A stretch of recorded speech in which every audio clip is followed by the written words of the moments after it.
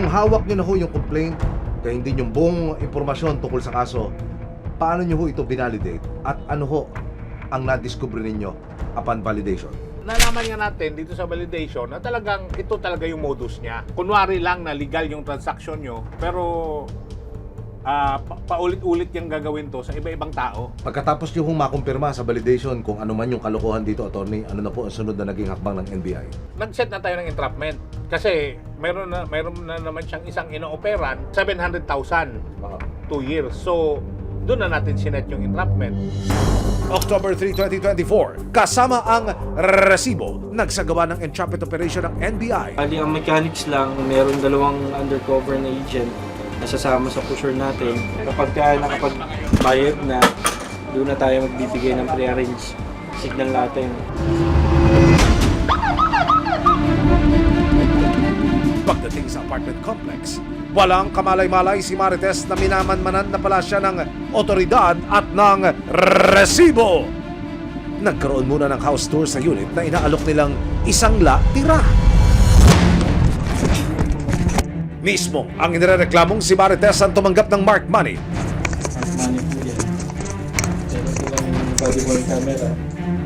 Hudyat yun para tuluyan ang dakpin si Marites. Maraming reklamo na sa inyo eh. Alam niyo naman yun, kahit sa barangay eh. Dami reklamo sa inyo. Kasi harassment pag ginagawa nila. Hindi naman kami magsasagawa ng treatment operation kung anong basis. At dito, hindi na nakapagpigil si Alex. Hindi nga ba tao yung Yung pera? lalaki po. Gaganyanin nyo lang. Di pa kayo namimili, pati matanda. 75 years old, binibiktamin nyo. Matapos basakan ng kanyang karapatan, dinala na sa opisina ng NBI si Marites.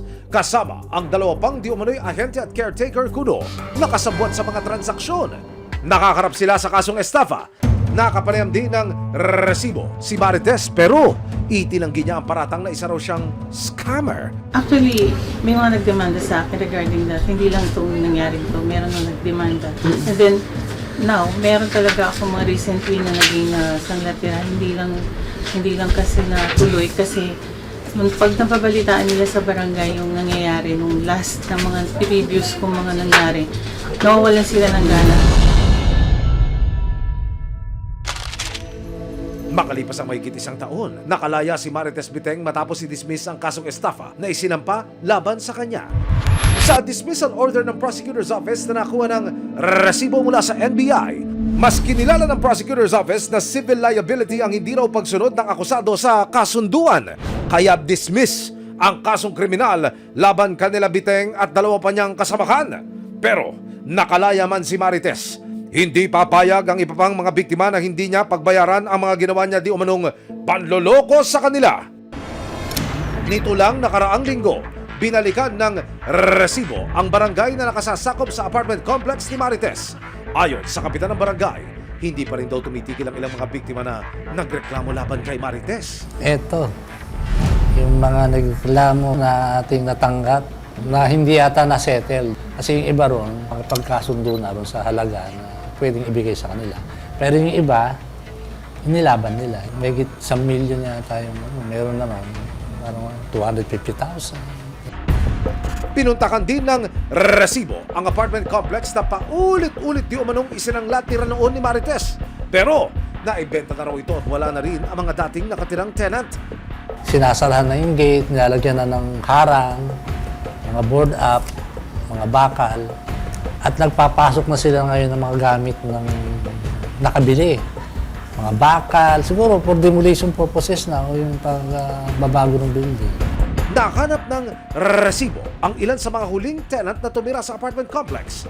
Kaya ni Alex, biktima rin daw si Marilyn Bocade. Buong-buo namin ay binigay ang aming pera na 650,000. Hanggang ngayon, 7 years na kami. Wala, hindi siya nakikipag-usap sa amin. Walang assurance kami. Laking gulat na lang din daw ni Marilyn na makalipas ang mahigit 5 taon na paninirahan sa unit. Isang araw, bigla na lang daw silang pinapag-alsabalutan at pinapalayas. Yung lalaki biglang pumasok doon sa gate, sinabi na, walang may magsasalita dito, walang merong makikialam dito. Hindi, sabi ko, teka lang, bakit? Paglabas ko ng gate, hindi na ako pinapasok. Sinabi niya na iba na ang may-ari dito. Hindi na ito si dati na may-ari. Emotional siguro ako dun dahil yung anak ko natutulog pa.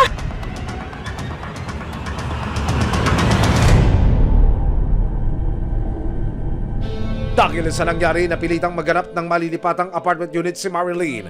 Ito na po yung aming nakuha na nirent namin ngayon. Dito, meron na ako peace of mind. Meron na ako tubig, may ilaw na ako doon. Araw-araw masakit ang ulo ko, stress, anxiety, lahat nandun na nakuha ko. Kahit 12,000 ang upa naman eh. Sige lang kasi pinaglalaban namin yung aming pera doon. Makuha lang naman, yun lang naman ang gusto namin. Sinubukan ng resibo na tawagan si Marites Biteng para makuha na ng panig.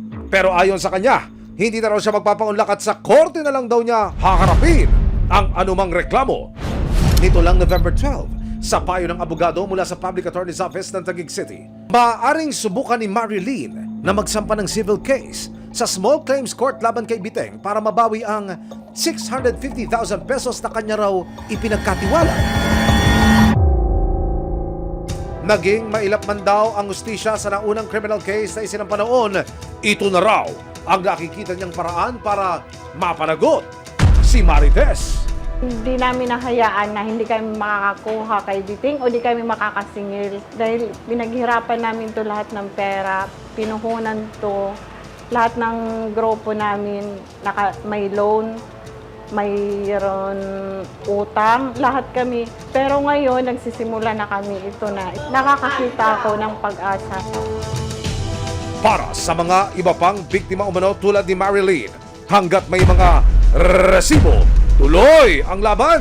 Nananatiling bukas ang maraming ahensya at ang resibo para sa mga naisipaglaban ng kanilang mga inainga at pinagdaraanan. Maraming salamat sa panonood. Mga kapuso, para masundan ang mga reklamong nasolusyonan ng resibo, mag-subscribe lamang sa GMA Public Affairs YouTube channel